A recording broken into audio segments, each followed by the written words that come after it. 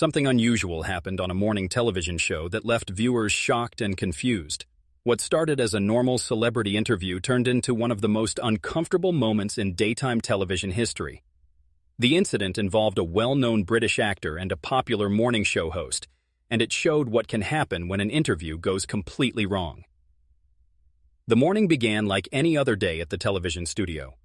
The lights were bright, the famous purple sofa was in place, and the host greeted viewers with her usual warm smile.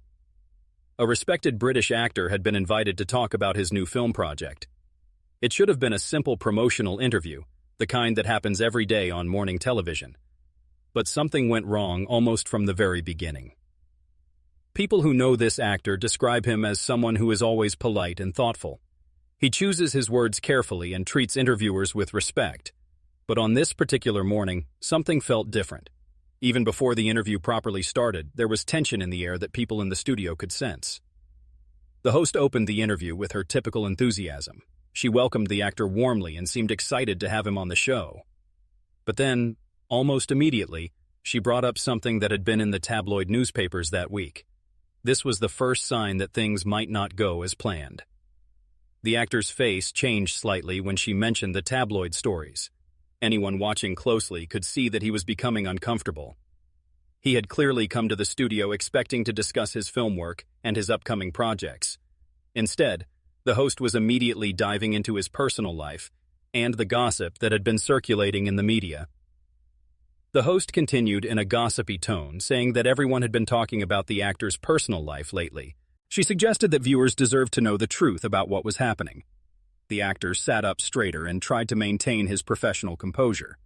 He politely said that he would prefer to focus on discussing the film, which was what they had originally agreed to talk about. His voice was calm and measured, but there was something underneath it that suggested he was already feeling frustrated. The host didn't seem to take the hint. She laughed and waved her hand dismissively, saying that he couldn't expect to come on television and not talk about the obvious issues. She said the audience was smart and knew what was going on because they read the newspapers. The actor asked quietly what she was referring to, and that's when things really started to fall apart. The host leaned back in her chair, looking pleased with herself. She brought up rumors about problems in the actor's marriage, mentioning his wife by name. She pointed out that after many years of marriage, surely he could give the viewers some information about what was happening. There was a brief silence after she said this. The actor sat there processing what had just occurred. He realized that he had been tricked into appearing on the show under false pretenses. The actor said quietly that he now understood the interview was never really about his film work at all. The host's smile faded for just a moment, but she kept pushing forward. She said they were all friends, and she was just asking what everyone else was thinking. The actor repeated the word friends with a sharp edge in his voice that made everyone in the studio pay closer attention. He asked whether this is what friends do, inviting someone onto their show and then surprising them with personal questions they had specifically asked not to discuss. The atmosphere in the studio changed immediately. What had started as typical morning television was quickly becoming something much more serious and uncomfortable. The host shifted in her seat but kept her professional smile in place, though it was starting to look forced. She said the actor was being dramatic and that it was just a simple question. She reminded him that he was a public figure, and these kinds of questions came with the territory.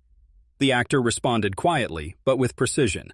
He said that being a public figure doesn't mean giving up the right to privacy about his family. It certainly doesn't mean agreeing to have his personal life picked apart for entertainment purposes. The studio audience had gone completely silent. Everyone could feel the discomfort spreading through the room. This wasn't the cheerful morning content they had expected to see. But the host wasn't backing down. If anything, she seemed to become more determined, perhaps thinking she could use her charm to fix the increasingly tense situation. She said she understood he wanted to protect his privacy, but she argued that the story was already out there in the media. She claimed she was giving him a chance to set the record straight. The actor gave a sharp, humorless laugh. He questioned what exactly he was supposed to be grateful for, asking if it was the opportunity to have his marriage examined like a soap opera storyline. The host protested that she wasn't doing that. Her voice had taken on a defensive quality that viewers could easily hear. She said she was simply asking him to address the rumors that were circulating.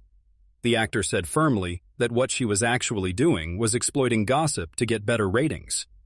He accused her of pretending that her curiosity served some kind of public interest, when really, it was just the kind of tabloid journalism that makes actors reluctant to do interviews in the first place.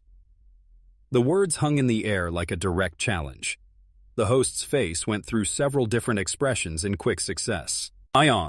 From surprise to indignation to something that looked almost like panic. She said she thought he was overreacting, but her voice had lost its earlier confidence. She argued that this was morning television, and people expected a bit of fun and gossip. She said it wasn't meant to be serious news broadcasting. The actor slowly stood up from the sofa, and this simple action felt like a major shift in the studio's energy. He repeated her word, fun, and asked if that's what she called prying into someone's marriage without their consent and turning personal pain into entertainment. The host told him to wait a minute, her own voice rising slightly as she seemed to realize she was losing complete control of the situation. She said he knew what kind of show this was when he agreed to come on, and he shouldn't act like he was some sort of victim. The word victim seemed to hit the actor hard. His composure, which had been barely holding together, finally began to crack completely.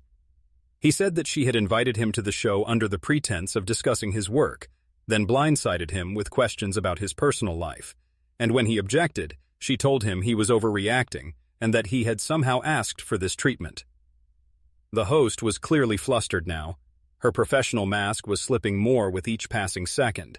She asked him to please sit down so they could calm down and have a proper conversation.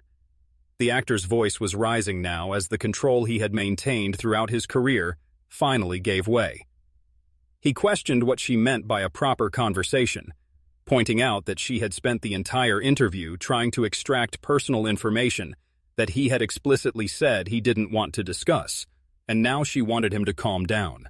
The camera operator seemed unsure where to point the camera, switching between close-ups of the actor's increasingly emotional face and wide shots that captured the growing tension between the host and her guest. In the background, producers could be seen making frantic gestures, clearly trying to figure out how to fix what was quickly becoming a disaster.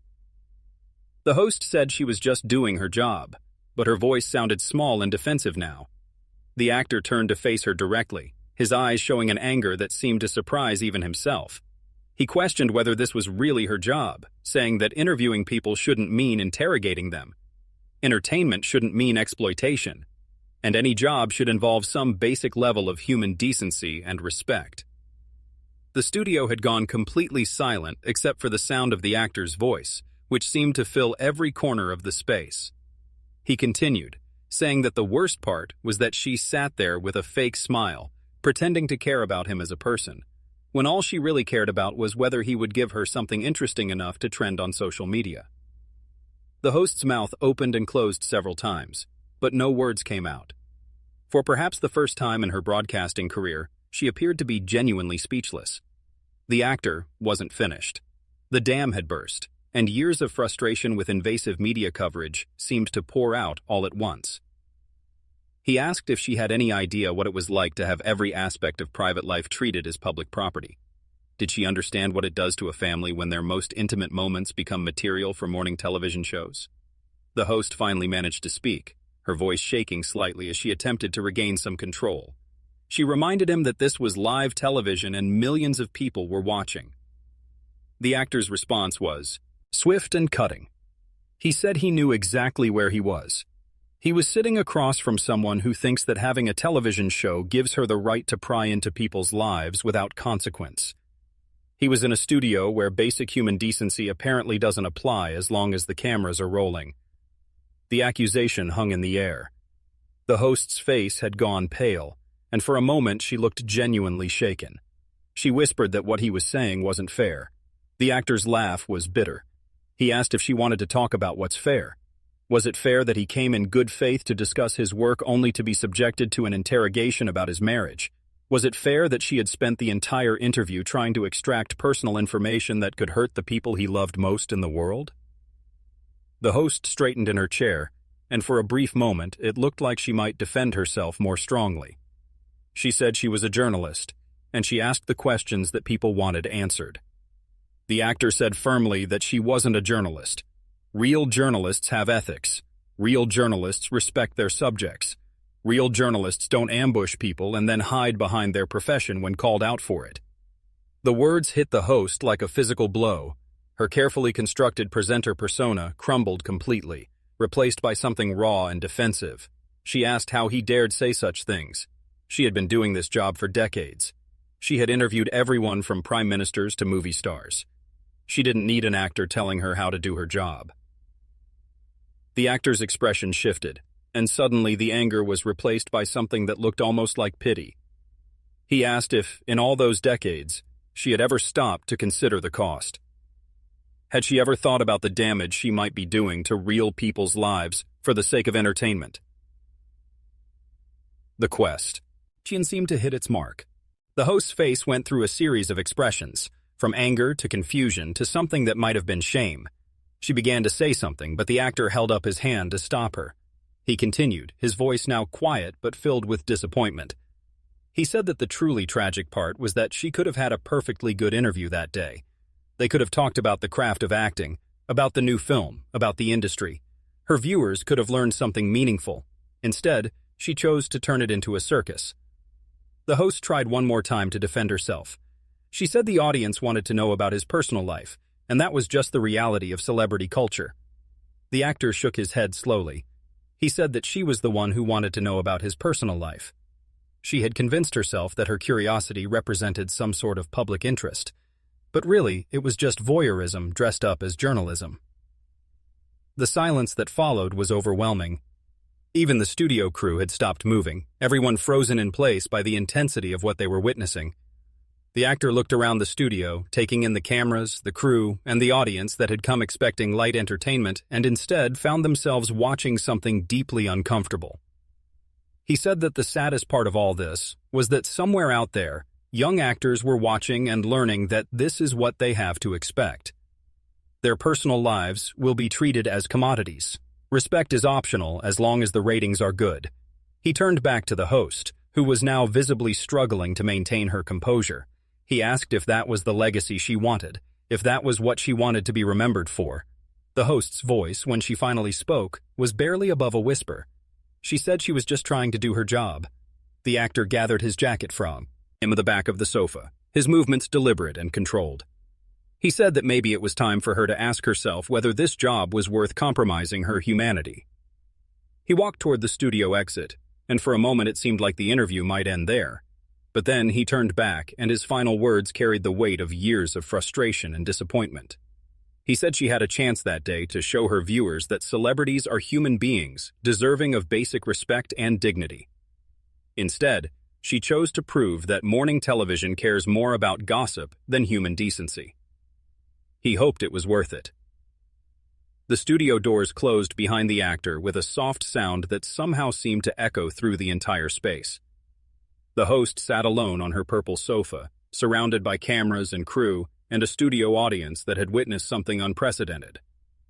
The cheerful morning show set suddenly felt cold and empty. For several long moments, nobody moved or spoke.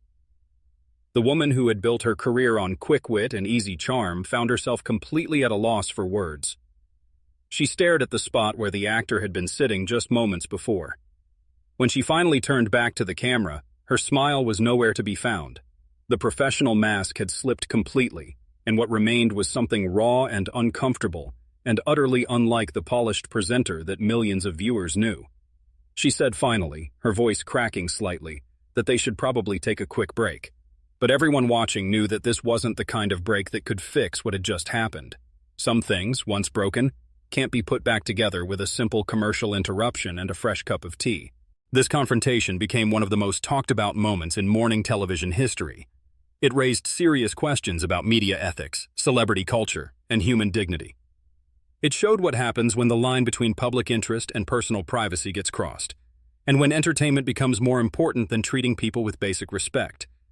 The incident would be remembered and discussed long after the cameras stopped rolling, serving as a reminder of the costs of invasive journalism and the importance of maintaining humanity even in the pursuit of ratings and attention.